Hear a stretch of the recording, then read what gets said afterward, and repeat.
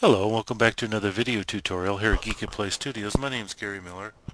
I just finished up a four-part series of modeling sci-fi buildings, and I thought I would round out this entire project by creating a sci-fi texture here in Photoshop to apply to the models for rendering. So to start off with, I'm going to come up here to File, New, create a new file. I want to create it 1200 by 1200 and I want high resolution, so I'm going to set the DPI to 600. Click OK. Now with this background layer, I'm going to come up here to Filter, Render, and Clouds, and I want to make sure that my default colors here are black and white or white and black. And now that I've got my cloud layer, I'm going to come up here to Filter, Pixelate, and Mosaic, and I want a grid size of 80 here. Click OK, Filter, Stylize, and I want to emboss. Now I want these settings right here, height of 3, amount 99. Oh, it can be 110, 98. I really wouldn't know the difference, but I don't want it to be overpowering. So 99, 100, something like that. Now this material, this texture that we're going to be creating is going to be very detailed. It's going to have lots of layers on it. And because it has lots of layers on it, I don't want any of the layers to be so overpowering and to be so strong that it diminishes the effects of the layers on top of it. So that's why I want these fairly conservative settings for this base layer. I'm going to create a new layer above that. Filter, Render, and Clouds. Now I'm going to come up here to Filter, Pixelate, and I'm going to hit Mosaic. And I want a grid size or a cell size of 20. Come back, Filter, Stylize, and I want to use Find Edges. Now I'm going to zoom in here just a little bit. I'm going to hit Control L to bring up my levels. I want these dark lines, but I don't want this much. So I'm going to come over here and bring up my whiteness slider until I have a pretty nice random look here.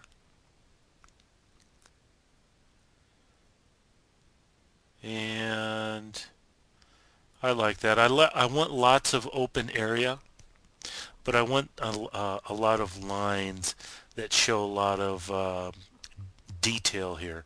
So I'm going to click OK.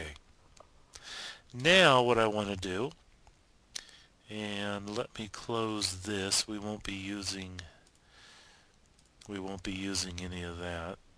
My layers are going to start building up here. What I want to do is I want to keep all these dark lines, but I don't want the white. So I'm going to come over here to my Channels tab, hold down Control, and I'm going to click on this thumbnail right here that's right next to RGB. And what that does is it loads the luminosity of this layer as a selection. So I can come back to Layers and hit Delete, Control D to deselect, and now I've got all that detail minus the white. So what I'm going to do is come over here to Fill. I'm going to bring the fill of that level all the way down to 0. I'm going to double click, and you can also do it here. You can bring the fill level down to 0. I'm going to come over to Emboss, and I'm going to click on Hard Chisel, and I'm going to click OK because I want to start zooming in here, and you can start seeing the detail that's going to start coming out of this. I'm going to bring my size down to 1, Hard Chisel, Outer Bevel, and now you start seeing I'm getting some cool looking effect. I think I'm going to keep it on. Well, let's try Inner Bevel, but I'm going to change the contour of this. Find something that looks pleasing.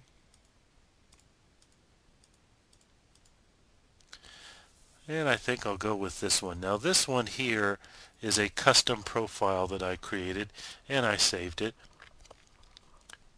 Essentially all I did is create these points and you can't, and I tried to make them as vertical as I could. If you get it completely vertical, your little control point will just disappear on you. So you got to stretch it up just about as far as you can, and then just release. So have it come up, over, down, over, and then up. And it creates this profile, and I can play with the level of my shadows and the level of my highlights. And I like that. I'm going to go with that. Let me zoom out a little bit. Now when I start zooming out too far, I lose the level of preciseness of this layer style. So it looks better when it's zoomed in.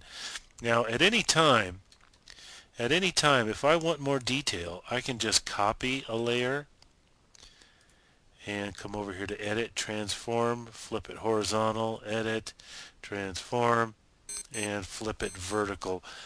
And it'll give me a whole, and it'll reverse and mirror the duplicated layer. But I think one layer is enough for now. I'm going to hide that. Come down to background. I'm going to create another layer. And on up to filter,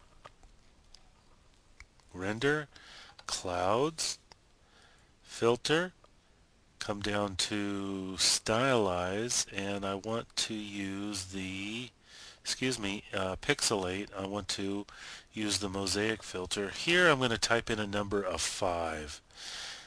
Let me zoom in a little bit.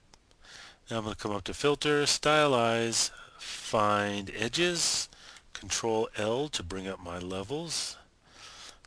And I want to remove a lot of this information, a lot of that color information, and increase the white.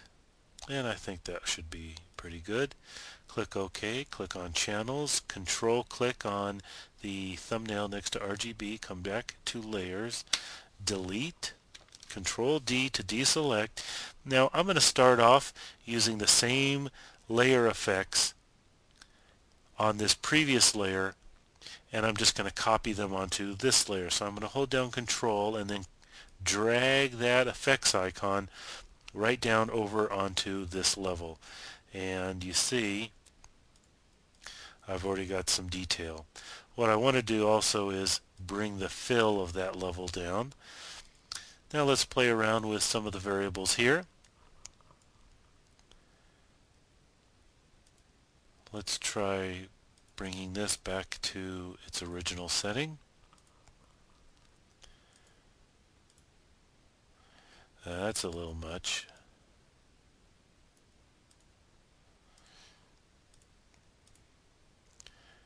The thing that's neat about this is you find a profile that you like and you can copy it and use it on several others, or just play around and look at one that you do like. And I mean, with the ability to change the contour, you've got so many multiple variables that there is just no way you can't find something that you don't like.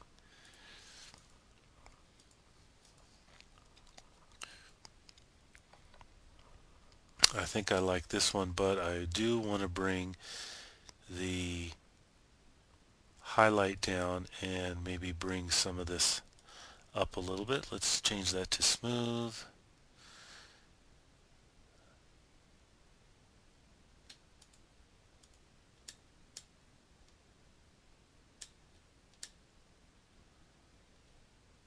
See if we can bring some highlight. No, it's not going to give me any highlight there. Let's play with the contour on this one a little bit.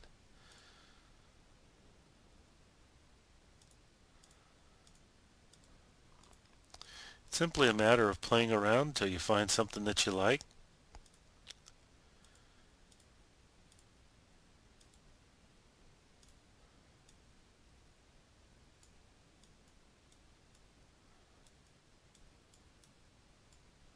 And I'm going to go with this.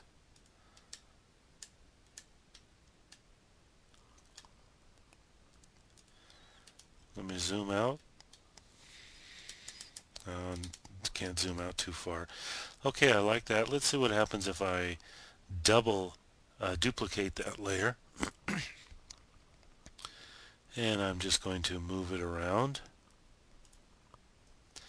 And I'm just going to do it clockwise instead of the other way. That adds a lot of nice detail. You end up starting to get the effect of like this is a spaceship hull material. So I like that. Let's re-enable the one above it. And as you see, we start working with fine details, and then this one is a little bit larger detail. Now we're going to create another one above that. Filter, render, clouds, filter, pixelate, mosaic. I'm going to make this one 80.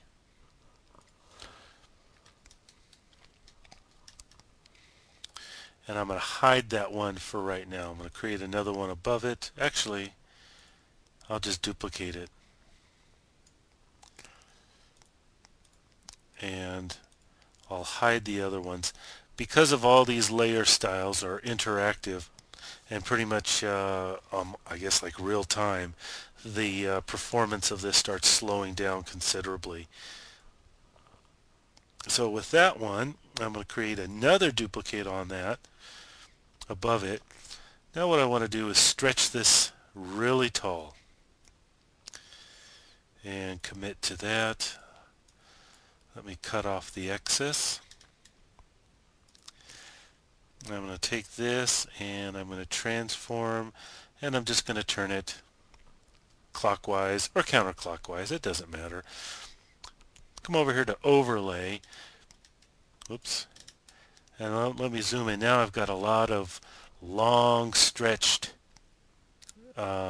cubes as well as some regular square cubes. So I'm going to hold down Shift and select both of them. Merge those layers together. Come up here to Filter, Stylize, Find Edges, Control L to bring up my levels. And I want to remove some of those lines.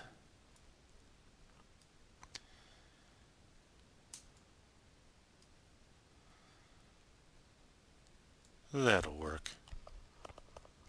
And unfortunately a whole bunch more creep in, so I'm going to have to probably remove more than I actually want. Let me try level one more time.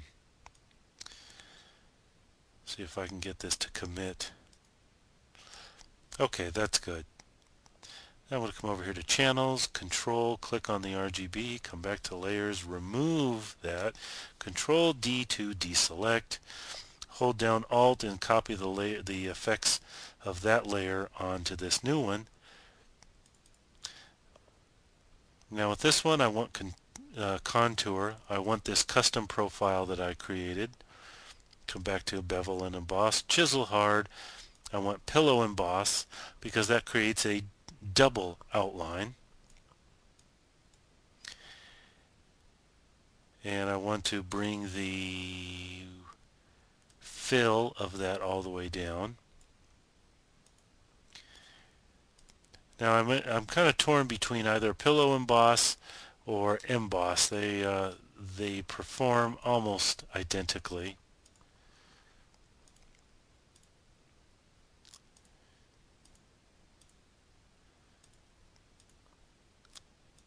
And if we play around with some of these, let's see what this looks like if we zoom in a little bit.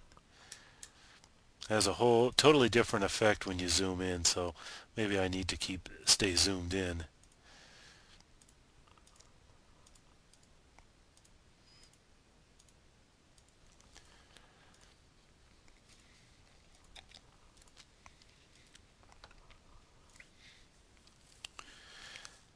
Actually, I like that profile, but I think I do want to bring some of the highlight and shadows down.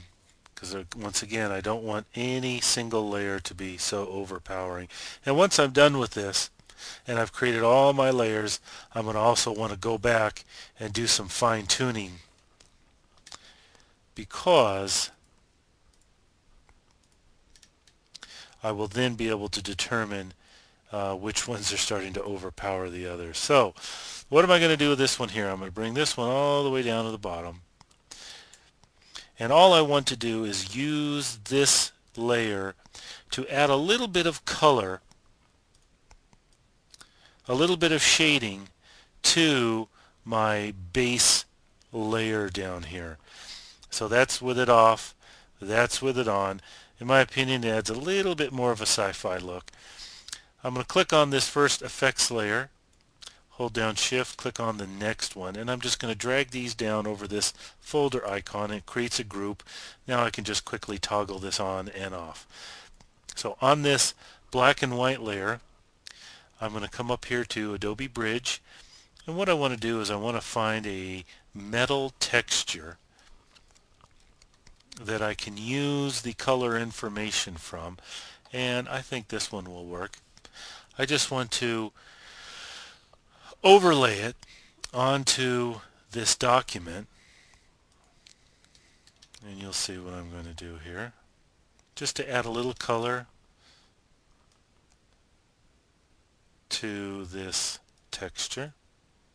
Resize it, come down here to either overlay, or I think I'll choose soft light, and I'm going to bring the opacity down, and that just creates a little texture on that. I'm going to come back to Adobe Bridge and find another metal texture,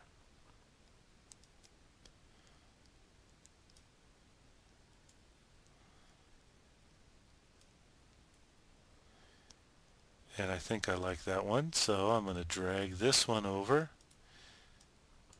and use this one also.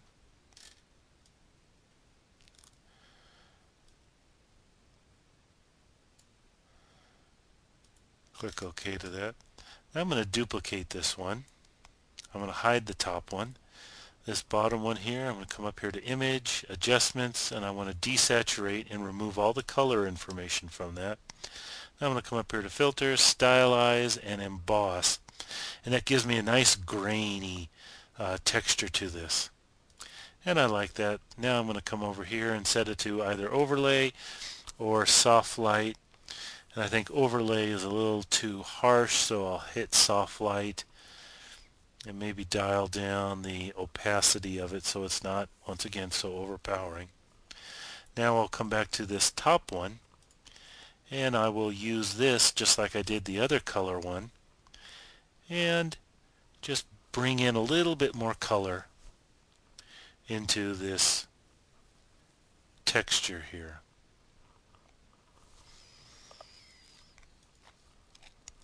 Let's re-enable this top group of effects, and let's zoom in, and this is a really cool Greeble-ish sci-fi texture done right here in Photoshop very easily. Now what I'm going to do is just come back and play with the settings of each of these layers just to enhance them a little bit more, and I'll be right back. Okay, I played around with a bunch of the settings on many of the various levels, and this is what I've come up with for a really neat looking sci-fi texture that's very believable, and it works very well with sci-fi building. So that's it for this tutorial and the entire sci-fi modeling project. So I hope you can benefit from this and use it on many of your future projects. So thanks for watching here at Geekatplay Studios. My name's Gary Miller. Have a good day.